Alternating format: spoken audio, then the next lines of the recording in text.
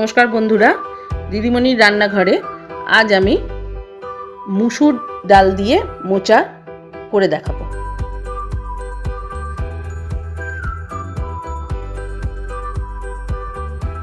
আমি প্রথমে গ্যাসে কড়া বসিয়ে দিয়ে সর্ষের তেল দিয়ে দিলাম। এবার একে একে আমি তেলটা গরম হলে একটু কুচনো আলু তেলেতে ছাড়লাম। আমি এই তেলটাতে হলুদ দিইনি, কারণ একটু আঁচটা কম করে দিয়েছিলাম, ওই জন্য তেলটা ফুটে ওঠেনি। হালকা গরম হতেই দিয়ে দিয়েছি আলুটা। আলুটা হালকা লাল করে ভেজে তুলে নিচ্ছি।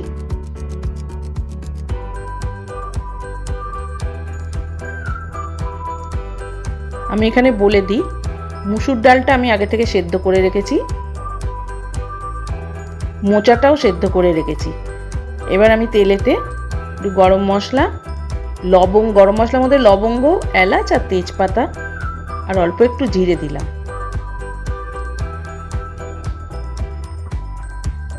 এবার একটু রসুন বাটা দিয়ে দিচ্ছি।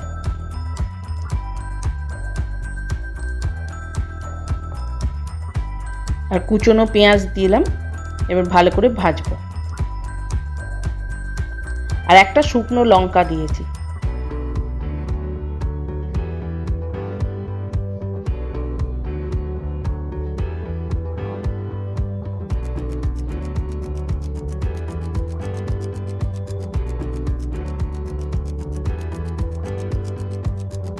পেঁয়াজটা ভাজা হয়ে এসছে। এবার আমি একটু কুচনো নারকেল দিয়ে দিলাম।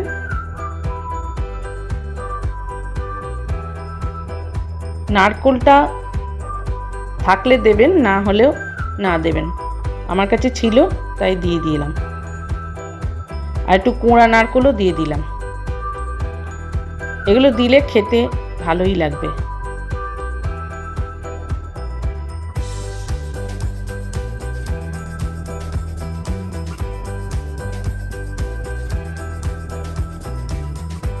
একটু ভাজা হয়ে গেছে, আমি এবার একটু চিনি দিয়ে দিলাম। নুন দিচ্ছি। নুন মিষ্টিটা আপনাদের স্বাদ মতো দেবেন। একটু লঙ্কা গুঁড়ো দিলাম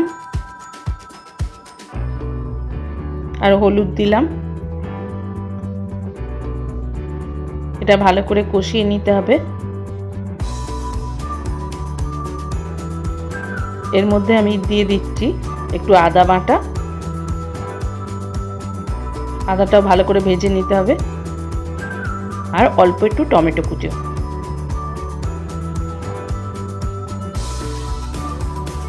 খুবই ইজি রান্না, কিন্তু খেতে খুব ভালো হয়।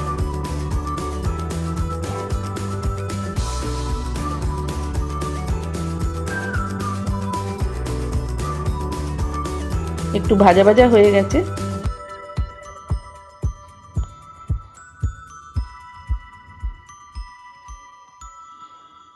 এই রান্নাটা মুগ ডাল দিয়েও করা যায়। মুগ ডাল দিলে একটু মাছের মাথা দিতে হয়। আমি এবার একটু সেদ্ধ করা মোচাটা দিয়ে দিলাম। এটাও আমি হলুদ দিয়ে সেদ্ধ করে নিয়েছি, মোচাটা কুচো করে কেটে। এই রেসিপিটা দেখুন, খুব ভালো লাগবে। এবার আমি ভাজা আলুটা দিয়ে দিলাম। রেসিপিটা ভালো লাগলে আমাকে লাইক, শেয়ার, কমেন্ট করবেন। অবশ্যই আমার চ্যানেলকে সাবস্ক্রাইব করবেন আমার নতুন বন্ধুরা। আজ এবারে আমি মুসুর ডাল সেদ্ধ করা ওটা দিয়ে দিলাম।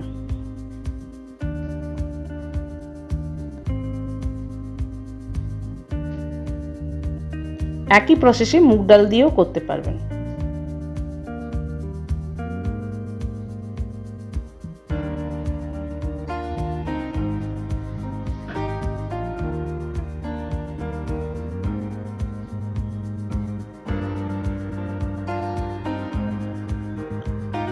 এবার একটু জল দিয়ে দিচ্ছি।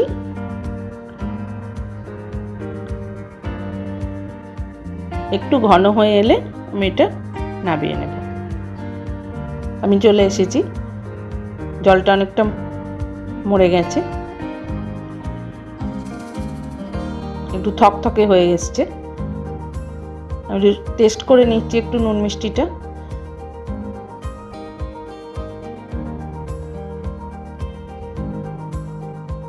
আমি সামান্য একটু নুন দিয়ে দিচ্ছি, নুনটা একটু কম লাগছিল। এবার একটুখানি গরম মশলা গুঁড়ো দিয়ে দিলাম আর একটু ঘি দিয়ে দিলাম।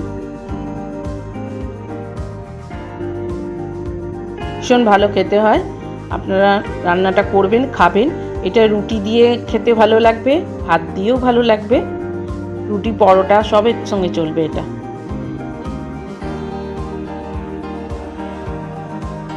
এই রেসিপিটা আমি আমার কাকিমার কাছ থেকে শিখেছি। আমার ছোট কাকার বিয়ের পরে কাকিমা যখন আসে আমাদের বাড়িতে, তখন কাকিমা এসে এই রান্নাটা আমাদেরকে করে খাইয়েছিল। খুব ভালো লাগবে। হয়ে গেল আমার রেডি মোচার ডাল। নমস্কার।